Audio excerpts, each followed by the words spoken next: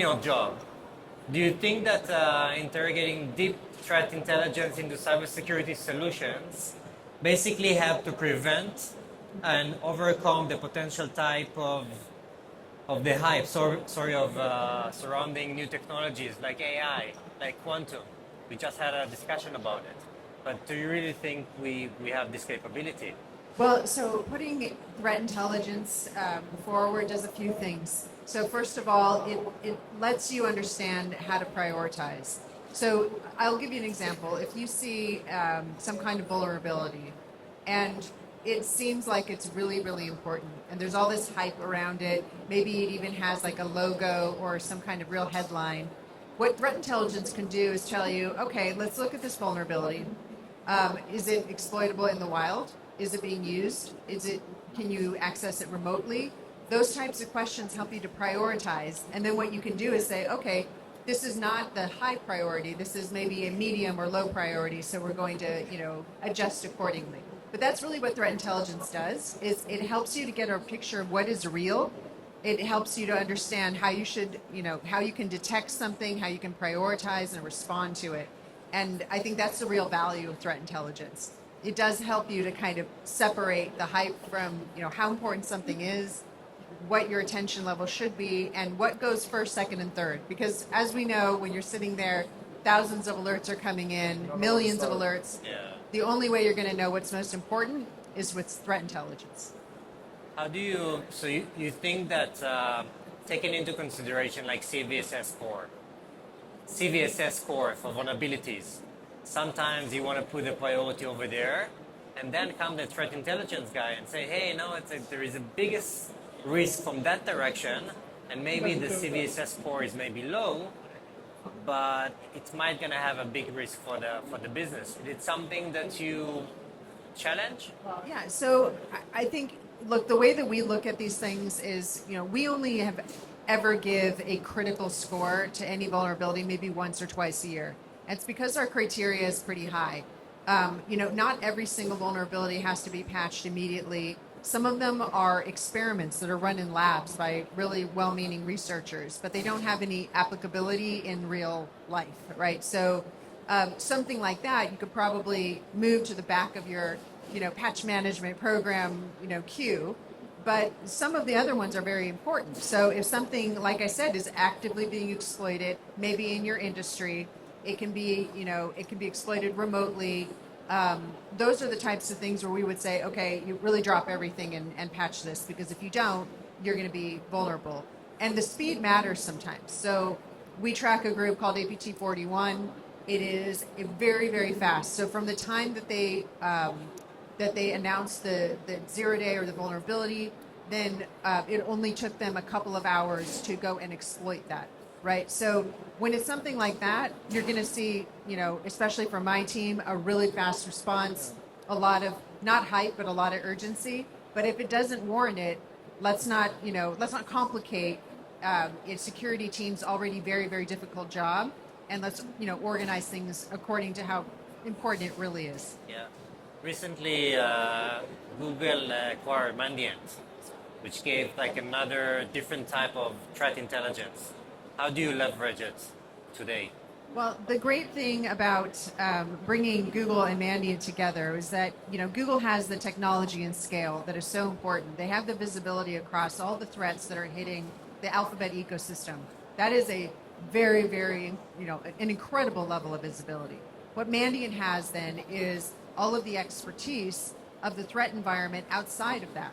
So really by putting us together, and this includes our incident response team, the consulting organization, bringing the expertise of Mandiant with the scale and technology of Google is really allowing us to go, to take it to the next level. I'll give you my favorite story. Okay. So for an incident, we were trying to, on behest of our client, asked us to try to crack a passcode in a password protected file, and we were running like 6 CPUs to try to get this done. We're getting nowhere, obviously. And then somebody says, well, we work at Google now.